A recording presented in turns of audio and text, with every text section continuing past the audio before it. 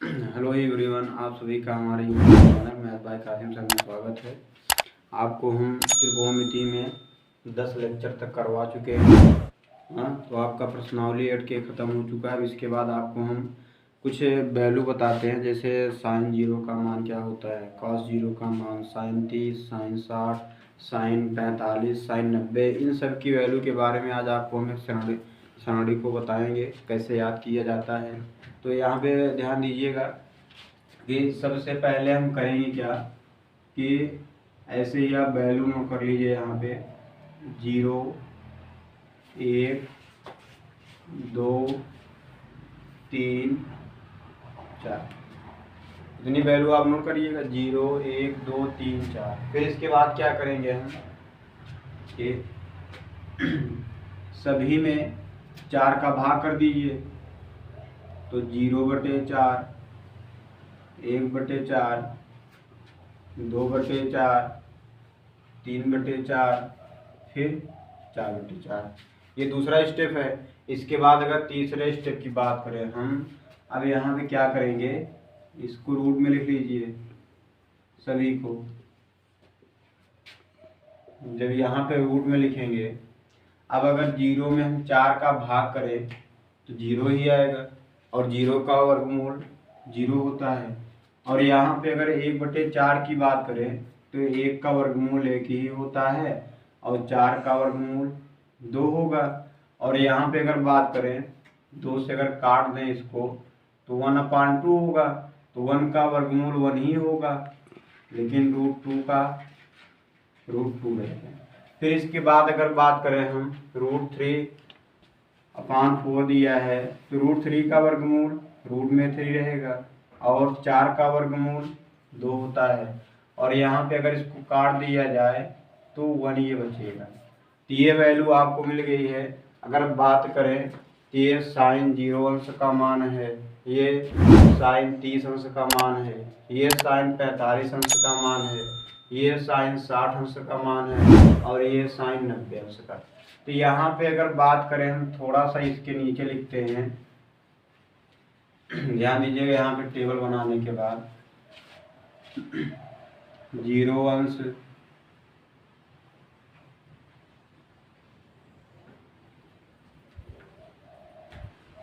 और उसके बाद 30 अंश, 45 अंश, 60 अंश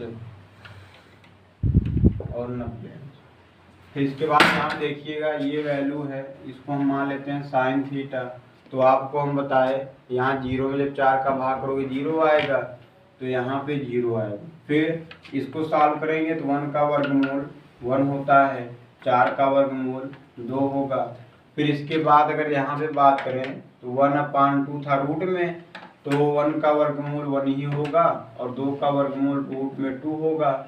वैसे इसको भी सॉल्व करेंगे, 3 का वर्गमूल रूट में 3, 4 का वर्गमूल 2, और यहाँ पे कैंसिल करने पे 1 आएगा। तो ये आपको वैल्यू मिली है sine 0, sine 30, sine 45, sine 60, sine 90। फिर इसके बाद हम बात करते हैं कॉस थीटा। कॉस थीटा इसके विपरीत होता है। विपरीत का मतलब, साइन थीटा 0 से इधर ले गए थे हम लोग, अब इसको इधर से लेके आएंगे। पहले यहाँ लास्ट में 1 है तो यहाँ पहले 1 लिख दीजिए। यहाँ 60 अंश का √3/2, तो यहाँ पे 30 का मान हो जाएगा, और ये तो बीच में है, इसका विपरीत नहीं होगा। तो मीन्स साइन 45 और cos 45 दोनों की वैल्यू सेम होती है। अब यहाँ पहुँचते हैं, 30 अंश पे 1/2 है साइन थीटा का मान। अब इसके बाद यहाँ पे होगा 1/2, और ये 0 इधर बनेगा। फिर इसके बाद आते हैं टेन थीटा। टेन थीटा बराबर हम आपको बताए थे साइन थीटा बटे कॉस थीटा होता है। तो पहले ऊपर वैल्यू साइन थीटा की रखेंगे, फिर नीचे कॉस थीटा की भाग करेंगे। तो अगर हम 0 में 1 का भाग कर दें 0 ही आएगा। फिर इतने में अगर इसका भाग किया जाए तो ध्यान देना, ये 4 टर्म बनेगा, 1, 2, 3, 4। इसका गुणा ऊपर होगा, इसका गुणा इसमें होगा, तो 2 से 2 कैंसिल होगा। तो यहाँ पे बनेगा क्या, 1/√3।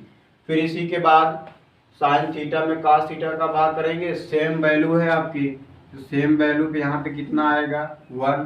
फिर इसी प्रकार से इसमें इसका भाग करेंगे तो 2 ऊपर जाएगा और 1 का गुणा 2 में होगा, तो 2 ऊपर 2 नीचे, तो यहाँ पे आएगा √3। अब यहाँ पे 1 में 0 का अगर भाग करें तो ध्यान देना 1/0 बराबर होता है इन्फिनिटी, या इसको इन्फिनिटी की बात कहें या फिर इसको हम कह सकते हैं अपरिभाषित। अपरिभाषित का मतलब जो परिभाषित ना किया जा सके, ये आपका हो गया अपरिभाषित। अब इसी के बाद बात करते हैं कॉट थीटा। ध्यान देना, तो जैसे यहाँ पे साइन थीटा की वैल्यू कॉस थीटा में विपरीत हुई थी, तो वैसे यहाँ पे कॉट थीटा की वैल्यू विपरीत होगी। यहाँ पे 90 का मान इन्फिनिटी है, इसको पहले लिखिए, फिर सेकंड नंबर पे √3 है, तो यहाँ पे लिखिए, और 1 एज इट इज रहेगा, फिर 1/√3 और यहाँ पे 0। ये हो गया कॉट थीटा का मान।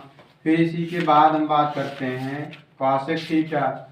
तो कॉसेक थीटा बराबर हम आपको बताए थे 1/sin थीटा होता है, तो 1 में साइन थीटा की वैल्यू का भाग करेंगे हम। तो ध्यान देना, अगर 1 में आप किसका भाग करोगे, ध्यान देना 1 में अगर 0 का हम भाग कर दें, यहाँ पे शॉर्ट में लिख दे रहे हैं हम, ध्यान देना 1/sin थीटा। तो 1 में किसका साइन थीटा मीन्स यहाँ पे 0 है, यहाँ पे हम 0 लिख सकते हैं, 0 अंश, तो साइन 0 की वैल्यू 0। तो 1 में अगर आप 0 का भाग करोगे, यहाँ पे एक स्टेप और देख लो, अच्छा 1/sin 0, तो 1/0, इसको हम क्या कहेंगे इन्फिनिटी। फिर इसके बाद कॉसेक थीटा की वैल्यू मीन्स कॉसेक 30 अंश का मान क्या होगा, हम आपको बता चुके हैं कॉसेक थीटा बराबर 1/sin थीटा होता है। तो 1 में हम इसका भाग करेंगे, जब 1 में आप 1/2 का भाग करोगे तो 2 ऊपर पहुंच जाएगा, तो यहाँ पे आएगा क्या 2। फिर इसके बाद 45 की बात करें तो यहाँ भी 1 में इतने का भाग करेंगे तो √2 ऊपर जाएगा, तो यहाँ पे वैल्यू आ जाएगी √2।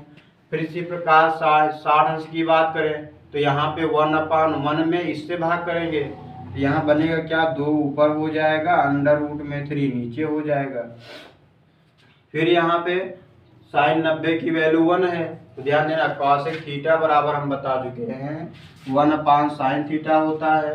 तो 1 में जब हम 1 का भाग करेंगे तो यहाँ पे 1 ही आएगा। फिर इसके बाद अगर यहाँ पे बात करें सेक थीटा,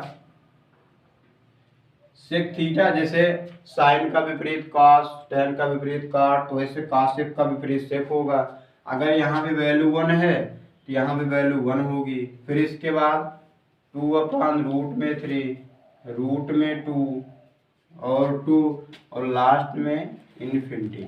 इसका मतलब क्या होता है अपरिभाषित। तो यहाँ पे आपकी सारणी की जो वैल्यू है आप इसी तरीके से सॉल्व कर सकते हो। अब इसके बाद हम आपको प्रश्नावली 8 के बी के कुछ क्वेश्चन बताते हैं। ये आपको मीन्स ये पूरा हो चुका है। अब इसके बाद इसको आप वीडियो को पॉज करके इसको आप नोट कर लीजिएगा। इसके बाद हम आपको प्रश्नावली 8 के बी के कुछ क्वेश्चन बताते हैं। यहाँ पे समझिएगा,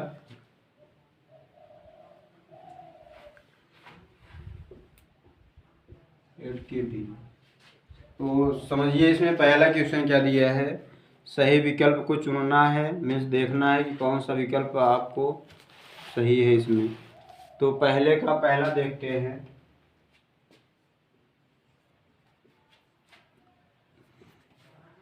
2tan 30 अंश बटे 1 + tan स्क्वायर 30 अंश।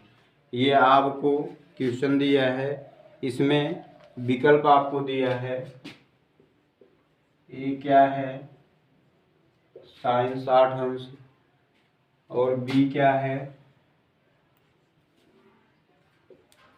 cos 60 अंश, सी क्या है tan 60 अंश और डी ऑप्शन क्या है sin 30 अंश। अब इसको यहाँ पे सॉल्व करते हैं। सॉल्व क्या करेंगे, अभी आपको हम वैल्यू बता चुके हैं 2 tan 30 अंश बटे, इसको हम लिख सकते हैं tan 30 अंश का होल स्क्वायर। तो यहाँ पे ध्यान देना, tan 30 अंश का मान हम अभी बता चुके, होता क्या है 1/√3 बटे 1 प्लस, और tan 30 अंश का मान वही रखेंगे 1/√3। अब यहाँ समझिएगा 1 प्लस, अगर यहाँ पे स्क्वायर दिया है, इसका कहने का तात्पर्य क्या है, 1 का स्क्वायर 1 ही होगा बटे में, या अपान कह सकते हो, √3 का स्क्वायर 3 होगा। इसके बाद सॉल्व करते हैं 2/√3 अपान, यहाँ पे आपको भिन्न दिखाई दे रहा होगा, अगर 3 का गुणा 1 में किया जाए 3 होगा, प्लस 1 का मल्टीप्लाई 1 में 1 होगा, अपान 3 का मल्टीप्लाई 1 में 3। इसके बाद और आगे सॉल्व करते हैं 2/√3 अपान, यहाँ पे अगर 3 और 1 को ऐड किया जाए तो 4/3 होगा। आपको इसमें 4 टर्म दिखाई दे रहा है, तो एक रूल क्या होता है, चौथे का गुणा पहले में करते हैं, तीसरे का दूसरे में। तो यहाँ पे जब हम 3 का गुणा 2 में करेंगे आएगा क्या 2 × 3 अपान, इसका गुणा इसमें करेंगे तो 4/√3 होगा। अब इसको यहाँ पे सॉल्व करते हैं, 2 दूना 4 होगा, और इसको हम लिख सकते हैं √3 × √3 बटे 2 × √3, तो √3 से √3 कैंसिल, आएगा क्या √3/2। अब यहाँ पे बताइए इसमें कौन सा ऑप्शन ऐसा है जिसकी वैल्यू √3/2 होगी। तो यहाँ पे अगर बात करें हम sin 60 अंश का मान, तो sin 60 अंश की वैल्यू होती है √3/2। इसको हम शॉर्ट फॉर्म में क्या लिख सकते हैं, sin 60 अंश। ये आपका आंसर हो जाएगा, यहाँ पे पहला ऑप्शन आपका सही है। फिर अब इसी के जैसा आपके सामने यहाँ पे पहले का क्वेश्चन, सेकंड, थर्ड, फोर्थ, ये सब है, लगाइएगा आप लोग। फिर अगले में से इसके बाद का क्वेश्चन हम अगले वीडियो में लेकर आएंगे। तब तक के लिए धन्यवाद।